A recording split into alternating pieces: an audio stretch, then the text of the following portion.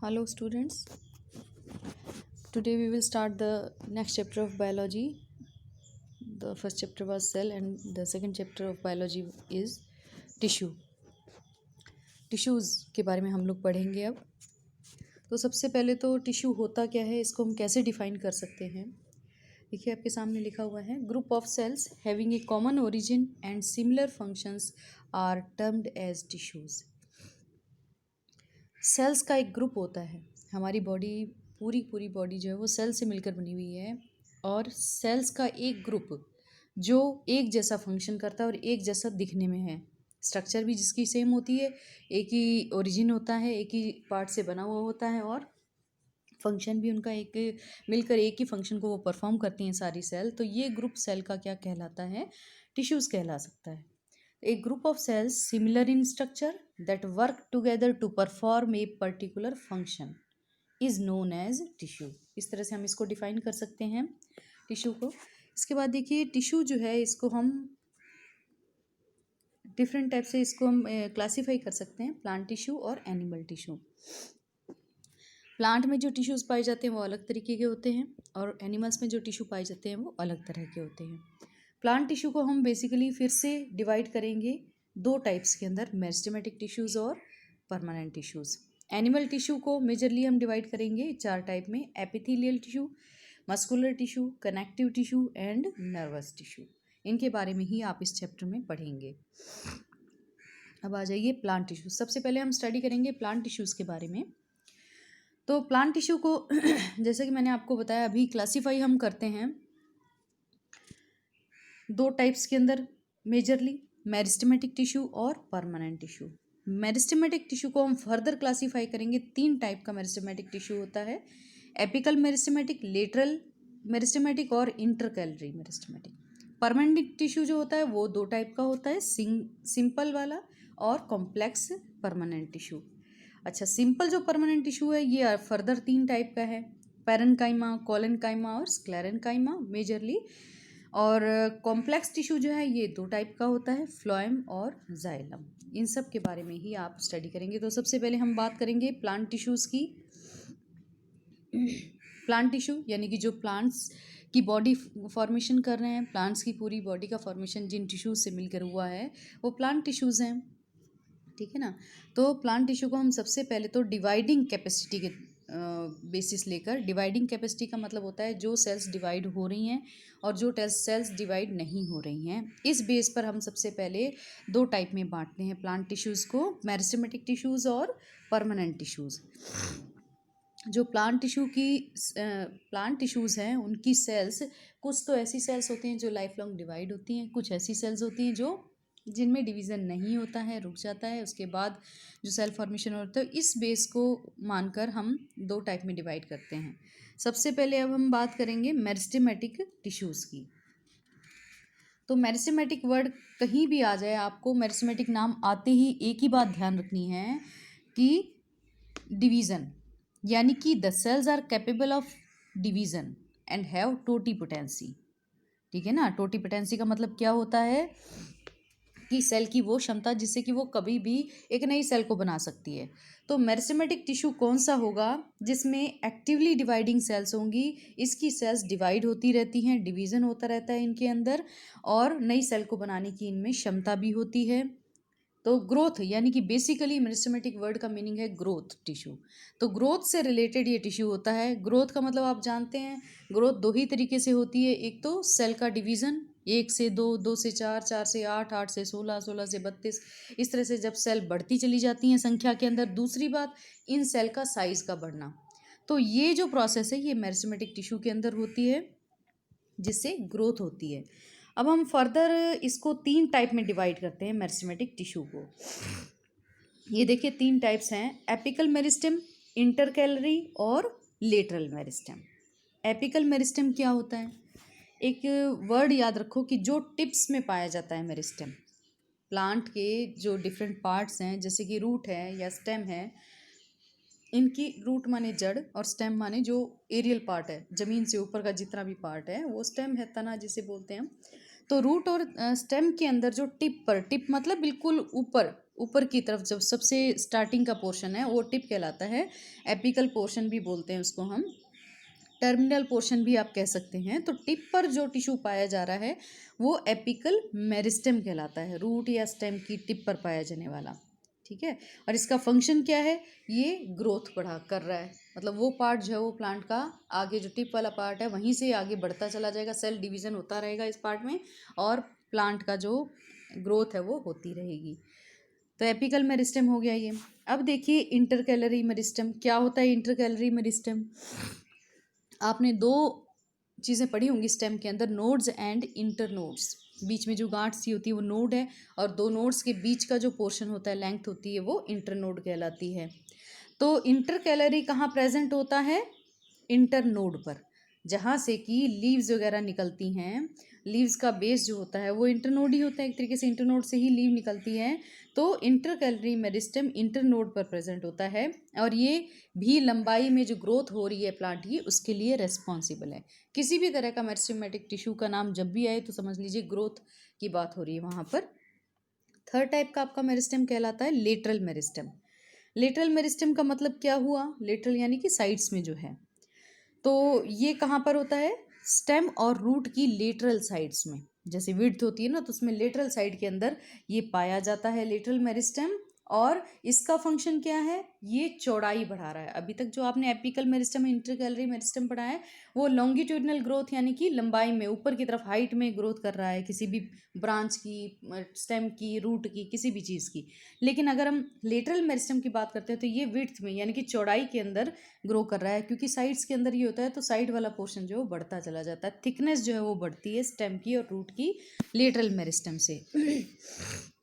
देखिए डायग्राम के अंदर देख लीजिए, सबसे ऊपर टिप पर जो दिखाया गया है एपिकल मेरिस्टेम दिख रहा है आपको, रूट भी दिखा रखा है और शूट भी दिखा रखा है। राइट हैंड साइड में रूट है, लेफ्ट हैंड साइड में शूट है, एपिकल मेरिस्टेम है। इसके बाद देखिए नोड इंटरनोड जो पोर्शन होता है वहाँ पर आपको क्या दिखाई दे रहा है, इंटरकैलरी मेरिस्टेम, ये भी उस पोर्शन की ग्रोथ कर रहा है लॉन्गिट्यूडनल लंबाई में। अब आप देखिए तीसरे नंबर पर शूट के अंदर दिखा रखा है लेटरल मेरिस्टेम। लेटरल मेरिस्टेम जो साइड्स के अंदर है यानी कि ये चौड़ाई बढ़ा रहा है। शूट मतलब, शूट का मतलब होता है जमीन से ऊपर प्लांट का जो पूरा का पूरा हिस्सा है हवा में, वो सारा शूट कहलाता है, और जमीन के नीचे का हिस्सा रूट कहलाता है। इन दोनों में डिफरेंस है। रूट जो है वो जमीन के अंदर जो हिस्सा पाया जाता है प्लांट का, जड़ जिसे आप बोलते हैं वो है, और अर्थ से ऊपर का जो हिस्सा है प्लांट का वो शूट कहलाता है। देखिए तीनों टाइप के मेरिस्टेम टिश्यू की जो सिचुएशन है, लोकेशन है, वो आपको इस डायग्राम के थ्रू इजीली क्लियर हो रही है। इसमें भी दिखा रखा है एपिकल मेरिस्टेम, इंटरकैलरी मेरिस्टेम और लेटरल मेरिस्टेम। ठीक है, तो मेरिस्टेमेटिक टिश्यू के बारे में आपको समझ में आ गया कि लगातार लेंथ और ब्रेथ बढ़ाने के लिए जो है ये टिश्यू, यानी कि एक वर्ड में हम ये कह सकते हैं कि ग्रोथ करता है प्लांट की, उसके लिए ज़रूरी होता है। अब आ जाइए नेक्स्ट जो है वो परमानेंट टिश्यू। क्या मीनिंग हुआ परमानेंट टिश्यू का, भाई मेरिस्टेमेटिक में तो लगातार ग्रोथ हो रही है, लेकिन परमानेंट टिश्यू में क्या होता है कि बनते ये भी परमानेंट मेरिस्टेमेटिक टिश्यू से ही हैं, लेकिन इनकी ग्रोथ रुक जाती है। जब सेल्स की मैक्सिमम ग्रोथ हो चुकी है, ग्रोथ रुक गई है, उनकी एक परमानेंट शेप हो गई है, तो वो टिश्यू क्या कहलाता है, परमानेंट टिश्यू कहलाता है। अब इसके अंदर डिफ्रेंसिएशन होता है, ठीक है ना, जैसे कि देखा, formed from meristematic tissues the cells in the tissues lose the ability to divide. Permanent tissues are, divider होने की यानी कि बंटने की, यानी कि सेल का डिवीज़न की एबिलिटी ख़त्म हो जाती है। जितना भी इनमें डिवीज़न होना था, ग्रोथ होनी थी होली, अब रुक जाएगी, वो कहलाएगा परमानेंट टिश्यू। और ये परमानेंट टिश्यू में क्या होता है, डिफ्रेंसिएशन होता है। अब डिफ्रेंसिएशन वर्ड का मीनिंग होता है, आपकी बुक में कहीं ये वर्ड आएगा, तो डिफ्रेंसिएशन वर्ड का मीनिंग होता है जब सेल्स अपना अपना काम करने के लिए उनका पूरा जो है वो सेट हो जाता है कि भाई हाँ, ये एक सेल का जो ग्रुप है ये इस फंक्शन को परफॉर्म करेगा, दूसरा सेल का ग्रुप है वो दूसरे फंक्शन को परफॉर्म करेगा। तो इस तरह से जब उनकी ग्रोथ कंप्लीट हो चुकी है, अब उनका वर्क का जो है, जो फंक्शन का डिवीज़न हो रहा है, ये डिफ्रेंसिएशन कहलाता है। तो परमानेंट टिश्यू को भी हम दो टाइप्स में बांट सकते हैं, तीन टाइप्स के अंदर बांट सकते हैं, पैरेन्काइमा, कोलेनकाइमा और स्क्लेरेन्काइमा। ये तीन मेजरली हम इनको तीन ही टाइप्स में बांटते हैं, पैरेन्काइमा, कोलेनकाइमा और स्क्लेरेन्काइमा टाइप का टिश्यू। पैरेन्काइमा टाइप का टिश्यू देखिए, डायग्राम, इसमें डायग्राम में भी दिखा रखा है ये पैरेन्काइमा की आपको शेप दिखाई दे रही है, किस टाइप की शेप है सेल्स की। टिश्यू क्या है, सेल का एक गुच्छा है, एक ग्रुप ऑफ सेल्स है, ठीक है। तो पैरेन्काइमा में सेल्स की देखिए क्या शेप है डायग्राम में। These are composed of unspecialized living cells with relatively thin cell walls. ये जो है लिविंग सेल्स होती हैं, लेकिन इनकी जो एक कैरेक्टरिस्टिक है वो ये है कि इनकी वॉल्स बिल्कुल थिन होती हैं, ठीक है। वॉल्स थिन, ओवल या राउंड किसी भी शेप में हो जाता है इसका शेप। वॉल्स थिन होती हैं, प्लस इनके अंदर इंटरसेलुलर स्पेस पाया जाता है। इंटरसेलुलर स्पेस का मतलब क्या हुआ, ये देखिए बीच बीच में जगह दिख रही है आपको, ये इंटरसेलुलर स्पेस शो भी कर रखा है एरो के थ्रू। इंटरसेलुलर का मतलब होता है कि सेल्स के बीच में, जो सेल्स का ग्रुप है उनके बीच में जो स्पेस है वो क्या कहलाएगा, इंटरसेलुलर स्पेस। और इंट्रासेलुलर स्पेसेस क्या कहलाएगा, हाँ जी, हाँ जी। तो इंट्रासेलुलर स्पेस का मतलब होता है जो सेल के अंदर का स्पेस है, उसकी बात हम यहाँ नहीं कर रहे हैं। इंटरसेलुलर, ये गलती से इन्होंने एरो पे लिख दिया है इंट्रासेलुलर, यहाँ पर आप इंटरसेलुलर स्पेस ही लिखेंगे। जो सेल्स के बीच में जो स्पेस है वो कहलाता है इंटरसेलुलर स्पेस। पैरेन्काइमा टिश्यू है ये। तो इसकी वैसे तो काफ़ी सारी कैरेक्टरिस्टिक्स हैं, लेकिन जो मेजरली अगर आप देखेंगे तो सबसे मेन कैरेक्टरिस्टिक है कि एक तो सेल वॉल कैसी होती है, बिल्कुल थिन होती है, बीच में इंटर सेलुलर स्पेसेस पाए जाते हैं, सेल्स के बीच में पाए जाते हैं। और इनका मेन जो फंक्शन है वो क्या है, स्टोरेज, ठीक है। जो फूड है, जो मटेरियल बन रहा है सेल के अंदर, उसका स्टोरेज कौन करता है, प्लांट्स के अंदर जो फूड मटेरियल बन रहा है उसका स्टोरेज कौन करता है, पैरेन्काइमा सेल्स ही करती हैं। शेप भी आपको दिख गई है कैसी, आइसोडायमेट्रिक है, करीब करीब इक्वली एक्सपेंडेड है सभी साइड्स के अंदर, ठीक है ना। ओवल शेप भी हो सकता है, राउंड शेप भी हो सकता है, बीच में प्लाज्मा भरा होता है, आसपास की वॉल जो है वो बिल्कुल कैसी होती है, एकदम पथिन वॉल होती है। और फंक्शन में क्या बता दिया इसमें कि स्टोरेज इसका मेन फंक्शन है, ठीक है। पैकिंग टिश्यू कहलाता है पैरेन्काइमा, एक तरीके से फूड स्टोरेज टिश्यू भी कह सकते हैं, क्योंकि स्टार्च जो बन रहा है प्लांट के अंदर वो इसके अंदर स्टोर होकर रहता है। अब आगे देखिए कॉलेनकाइमा।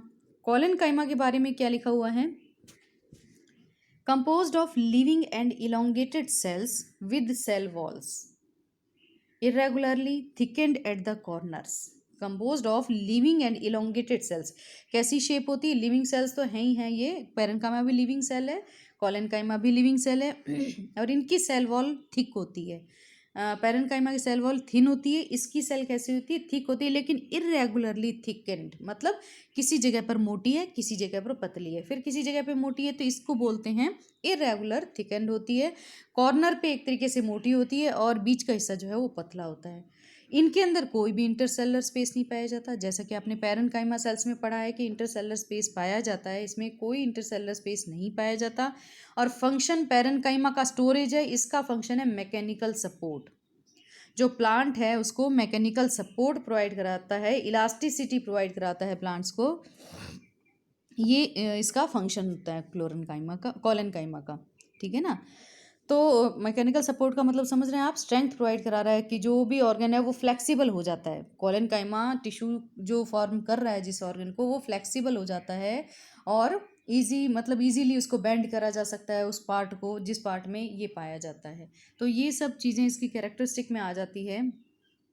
देखिए इसमें लिखा है कि मैकेनिकल सपोर्ट इलास्टिसिटी के अलावा it helps in bending of leaves and stems. जो स्टेम को हम बेंड कर सकते हैं या लीव्स को जो बेंड कर सकते हैं, जो सॉफ्ट सा पार्ट है वो किस वजह से है, कॉलेनकाइमा की वजह से, क्योंकि इसकी एक कैरेक्टरिस्टिक होती है वो है इलास्टिसिटी, है ना। इलास्टिसिटी की वजह से ये टूटता नहीं है, बेंड हो जाता है। तो ये कॉलेनकाइमा के बारे में डायग्राम भी आप देख लीजिए। कॉलेनकाइमा देखिए, कॉलेनकाइमा टिश्यू है। पैरेन्काइमा में आप देखिए इंटरसेलुलर स्पेसेस दिखाई दे रहे हैं, इसमें कहीं भी कोई इंटरसेलुलर स्पेस नहीं दिखाई दे रहा, और सेल इसमें थोड़ा सा आपको क्लियरली नहीं दिख रहा है।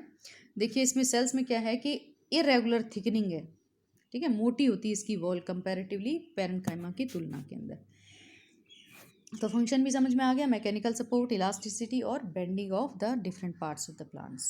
नेक्स्ट है आपका स्क्लेरेन्काइमा टिश्यू। स्क्लेरेन्काइमा टिश्यू का क्या मतलब है, कैसी सेल्स होती हैं इसके अंदर। This is composed of long narrow and thick walled cells. इसके अंदर होती हैं लॉन्ग टाइप की सेल्स होती हैं, और नैरो माने सकरी, और थिक वॉल्ड इसकी भी वॉल थिक होती है। अब देखिए दोबारा से आपके बुक के अंदर क्वेश्चन ये भी होगा कि differentiate the 3 types of permanent tissues, यानी कि इनमें डिफरेंस बताइए। तो सारे पॉइंट्स डिफरेंशिएशन वाले ही हैं। सबसे फर्स्ट पॉइंट तो आप सेल वॉल का ही बता सकते हैं। पैरेन्काइमा में पतली है, थिन है, कोलेनकाइमा के अंदर इरेगुलर थिकेंड है, इसमें थिक है। तो इस टाइप से आप इनको डिफरेंशिएट इन पॉइंट्स के बेसिस पे कर सकते हैं। तो स्क्लेरेनकाइमा की अगर हम बात करते हैं तो composed of long narrow and thick walled cells, this tissue is made up of dead cells. अब देखिए ये दोनों लिविंग सेल से बने हुए थे, कोलेनकाइमा और पैरेन्काइमा, जबकि स्क्लेरेनकाइमा टिश्यू जो है वो डेड सेल से मिलकर बना हुआ है, और किसी भी तरह का कोई इंटरसेलुलर स्पेस इसके अंदर नहीं पाया जाता है। जो स्क्लेरेनकाइमा सेल्स हैं वो डेड होती हैं, डेड सेल से मिलकर बना हुआ है, और किसी भी तरह का कोई भी इंटरसेलुलर स्पेस इसमें नहीं पाया जाता। डायग्राम देख सकते हैं आप स्क्लेरेनकाइमा टिश्यू में, देखिए एक लॉन्ग लॉन्ग शेप में है इसकी सेल्स, और कोई कहीं पे भी आपको इंटरसेलुलर स्पेसिस वगैरह कुछ भी नज़र नहीं आएगा, इस टाइप से है। ठीक है। अच्छा, स्क्लेरेनकाइमा की जो सेल वॉल है वो थिक होती है, और उसके अंदर एक कंपोनेंट कौन सा होता है, लिग्निन नाम का कंपोनेंट पाया जाता है। जो स्क्लेरेनकाइमा सेल्स हैं इनकी वॉल के अंदर लिग्निन नाम का कंपोनेंट पाया जाता है। लिग्निन बहुत ही हार्ड कंपोनेंट होता है। ठीक है। और ये इसकी वजह से क्या होता है कि स्क्लेरेनकाइमा सेल्स जो वो हार्ड होती हैं, और नॉन लिविंग तो है ही हैं, ये डेड सेल्स होती हैं। एग्जाम्पल के लिए आप ये देख सकते हैं कि सीड्स के अंदर जो सीड्स की कोटिंग है, नट्स हैं उनकी कोटिंग है, हस्क ऑफ ए कोकोनट, जो कोकोनट है उसके बाहर का एरिया फाइबर्स वाला होता है हस्क, उसके अंदर, या फिर जूट है वो जो फाइबर्स हैं। तो ये सारी सेल्स कैसी हैं, डेड सेल्स हैं। ये जो है लिविंग सेल्स नहीं होती हैं, स्क्लेरेनकाइमा की सेल्स डेड सेल्स होती हैं। मैकेनिकल स्ट्रेंथ भी प्रोवाइड कराती हैं जो स्क्लेरेनकाइमा सेल्स हैं, उनका एक काम और है कि ये मैकेनिकल सेल्स भी प्रोवाइड कराती हैं। और इनके अंदर क्या होता है कि सेल वॉल तो होती है, बट सेल के अंदर जो है ये डेड सेल क्यों मानी जा रही हैं, क्योंकि देखिए सेल जो है वो लाइव मानी जाती है उसके प्रोटोप्लाज्म की वजह से, लेकिन इसमें जो सेल के अंदर है वो ल्यूमेन करीब करीब सेल कैविटी में बिल्कुल ना के बराबर होता है, यानी कि फ्लूइड नहीं होता है, प्रोटोप्लाज्म होता ही नहीं है, तो ये डेड सेल्स मानी जाती हैं। परमानेंट टिश्यू में तीनों तरह के टिश्यू के बारे में आपने स्टडी कर लिया है। अब आ जाइए next, complex permanent tissue. Permanent tissue को हमने 2 पार्ट्स में डिवाइड किया था, सिंपल परमानेंट टिश्यू और कॉम्प्लेक्स परमानेंट टिश्यू। ठीक है जी। अब कॉम्प्लेक्स परमानेंट टिश्यू में को भी हमने फर्दर 2 टाइप्स के अंदर डिवाइड करा है। वो दोनों टाइप्स क्या हैं, फ्लोएम और जाइलम। ठीक है। जाइलम और फ्लोएम जो है वो 2 टाइप्स हैं कॉम्प्लेक्स परमानेंट टिश्यू की। मतलब क्या हुआ कॉम्प्लेक्स परमानेंट टिश्यू हुआ, अभी तक आपने जितना भी पढ़ा है, चाहे वो पैरेन्काइमा पढ़ा आपने, स्क्लेरेनकाइमा पढ़ा, कोलेनकाइमा पढ़ा, इन सब के अंदर आपने डायग्राम में भी देखा और वैसे भी पढ़ा कि एक तरह की सेल्स का एक ग्रुप है जो सिमिलर हैं स्ट्रक्चर में और फंक्शन एक जैसा करती हैं, तो वो सिंपल परमानेंट हो गया। लेकिन यहाँ हम बात करेंगे कॉम्प्लेक्स परमानेंट की। इसका मतलब है कि एक तरह की नहीं, एक से ज़्यादा तरह की सेल्स होती हैं। जो कॉम्प्लेक्स परमानेंट टिश्यू होता है, it is consist of more than one type of cells having a common origin. More than one type की सेल, यानी कि एक तरह की नहीं, कई तरह की सेल एक ही टिश्यू के अंदर पाई जाती हैं, और सबका अपना फंक्शन होता है। ठीक है ना। लेकिन ये सब जो सेल्स हैं मिलकर एक पर्टिकुलर फंक्शन को परफॉर्म करती हैं, सब अलग अलग फंक्शन करती हैं, बट सब मिलकर एक बाद में कॉमन फंक्शन को ही परफॉर्म करती हैं। जो कॉम्प्लेक्स टिश्यू है इसका काम क्या होता है, transportation of water, nutrients, food material, जो भी प्लांट के अंदर फूड मटेरियल बना है उसे पूरे प्लांट में ट्रांसपोर्ट करना, और जो वाटर वगैरह है, न्यूट्रिएंट्स है ज़मीन से, सॉइल से जो रूट अपटेक कर रही है उसको पूरी बॉडी के अंदर ट्रांसपोर्ट करना है। एक तरीके से transportation of nutrient, water and food material आप कह सकते हैं, ये फंक्शन है कॉम्प्लेक्स परमानेंट टिश्यू का। आइए अब हम इसको डिवाइड करते हैं, इसकी टाइप्स पढ़ते हैं। 2 टाइप है, जाइलम एंड फ्लोएम। सबसे पहले हम पढ़ेंगे जाइलम। जाइलम में देखिए इसका फंक्शन क्या होता है, it conducts water and minerals from the root to the different parts of the plants. Xylem क्या काम करता है कि रूट ने जो वाटर को एब्जॉर्ब किया वो ऊपर की तरफ पुशअप कर देती है। रूट का अपना एक प्रेशर होता है जिसकी वजह से वो वाटर को ऊपर की तरफ भेजती है प्लांट के अंदर। और ऊपर क्या है, जाइलम टिश्यू है प्लांट के अंदर। ये जाइलम टिश्यू इस वाटर को अपटेक करता है और ले जाकर ऊपर प्लांट्स के डिफरेंट पार्ट्स के अंदर बांट देता है, भेज देता है। रूट के अंदर भी होता है और शूट के अंदर भी होता है, तो दोनों पार्ट्स के अंदर ये सप्लाई कर देता है, ट्रांसपोर्ट कर देता है वाटर को। वाटर भी होता है साथ में, पानी में घुल कर जो सॉइल के अंदर न्यूट्रिएंट्स हैं वो भी ले लेता है, उनको भी ट्रांसपोर्ट कर देता है। अब अगर हम स्ट्रक्चर की बात करेंगे तो स्ट्रक्चर में इसमें 4 मेन कंपोनेंट्स होते हैं जाइलम टिश्यू के अंदर। एक है tracheids, vessels, xylem parenchyma and xylem fibres. नाम याद रखिएगा इनका, xylem tracheids, xylem vessels, xylem parenchyma and xylem fibres. ये नाम है 4। बहुत ज़्यादा डिटेल में नहीं जाना आपको, बस थोड़ा बहुत इनके बारे में ही पता होना चाहिए। बेसिकली इनका नाम ज़रूर याद रखना, आप नाम ही याद रखना है, ठीक है जी। तो ट्रैकीड्स कैसे होते हैं, बहुत थिक होते हैं। डायग्राम इसमें नहीं है, आपकी बुक में होगा, देख लीजिएगा। थिक होते हैं काफ़ी, और बीच में ल्यूमेन यानी कि बीच का जो स्पेस है सेल का वो बहुत ही नैरो होता है। जबकि वेसल्स कैसे होते हैं, थोड़े से वैसे होते हैं, जो है लेस थिक होते हैं, वाइडर होते हैं, एक तरीके से ये कह सकते हैं। ल्यूमेन इनमें ज़्यादा पाया जाता है, ठीक है। तो ये तो बेसिक एक डिफरेंस होता है। डायग्राम में आप देखेंगे आपको पता चल जाएगा। अच्छा जी, आगे जो है वो ट्रैकिड्स का काम क्या होता है। ट्रैकिड्स जो है वो कंडक्शन कर रहा है वाटर का, यानी कि वाटर को पूरे प्लांट के अंदर सप्लाई करने का काम, ट्रांसपोर्टेशन का काम कौन कर रहा है, ट्रैकिड करता है, ठीक है ना। जो ट्रांसपोर्टेशन का काम है वो ट्रैकिड कर रहा है, और वेसल्स वगैरह क्या है, वो इसी चीज़ के अंदर इनको हेल्प करते हैं। जो वेसल्स हैं उनके अंदर पिट्स पाए जाते हैं, तो जो मटेरियल है डिफरेंट। जाइलम पैरेन्काइमा क्या काम कर रहा है, फूड को स्टोर करने का काम करता है, ठीक है, और थोड़ा बहुत कंडक्शन ऑफ वाटर में भी हेल्प करता है। तो इस तरह से आप इन सब पार्ट्स के बारे में जानेंगे, आप इनके नाम याद कर लीजिएगा। अब आ जाइए फ्लोएम पर।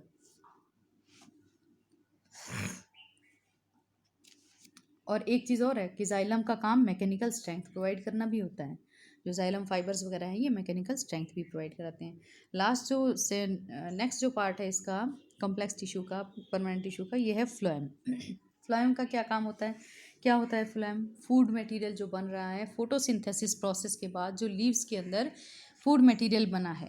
फोटोसिंथेसिस प्रोसेस आप लोग जानते हैं अच्छी तरह, छोटी क्लासेस से पढ़ रहे होंगे कि पौधों में भोजन बनाने की प्रक्रिया को क्या बोलते हैं, फोटोसिंथेसिस बोलते हैं। फोटोसिंथेसिस के बाद जो फूड बन रहा है उसको भी सप्लाई करने के लिए कोई ना कोई पार्ट चाहिए प्लांट के अंदर, वो पार्ट है फ्लोएम। जाइलम किसको सप्लाई कर रहा है, किसको ट्रांसपोर्ट कर रहा है, पानी, वाटर प्लस न्यूट्रिएंट्स को। जबकि फ्लोएम किसको सप्लाई कर रहा है, फूड मटेरियल को पूरे के पूरे प्लांट के अंदर सप्लाई करने का काम करता है। अगेन फ्लोएम को भी आप 4 पार्ट्स में बांट सकते हैं। वो 4 कंपोनेंट्स कौन कौन से हैं फ्लोएम के, sieve tubes, companion cells, phloem parenchyma and phloem fibres. Sieve tubes हैं, कंपेनियन सेल्स है, फ्लोएम पैरेन्काइमा है और फ्लोएम फाइबर्स है, ठीक है। तो ये 4 पार्ट्स होते हैं, इनके नाम भी याद रख लिए कर लीजिएगा। अब देखिए फ्लोएम का फंक्शन, काम क्या होता है, बता दिया आपको कि पूरा का पूरा फूड मटेरियल को सप्लाई करता है, कंडक्शन का काम करता है, बाई डायरेक्शनल होता है। जाइलम की एक चीज़ और है कि यूनी डायरेक्शनल फ्लो होता है, यानी कि नीचे से ऊपर की तरफ होता है। जबकि फ्लोएम क्या काम है, सभी दिशाओं में, मतलब ऊपर भी और नीचे भी, दोनों तरफ फूड सप्लाई करता है। तो ये बाई डायरेक्शनल इसका कंडक्शन होता है या फिर फ्लो होता है, ठीक है। इसमें चैनल्स हैं, सीव ट्यूब्स वगैरह हैं, ये सब क्या काम कर रहे हैं, कंडक्शन के अंदर इनका रोल होता है। जो भी ये सीव ट्यूब्स हैं, कंपेनियन सेल्स हैं, इनका रोल कंडक्शन के अंदर ही पाया जाता है। अब मैकेनिकल जो सपोर्ट है ये भी प्रोवाइड कराता है फ्लोएम। तो आज आपने सिंपल मेरिस्टेमेटिक टिश्यू के बारे में पढ़ा, प्लांट्स के सिंपल और परमानेंट टिश्यूज़ के बारे में पढ़ा। एक बार इन्हें थोरोली रीड कर लीजिएगा चैप्टर को बुक के अंदर। नेक्स्ट चैप्टर में, नेक्स्ट लेक्चर के अंदर हम अगला टॉपिक लेंगे।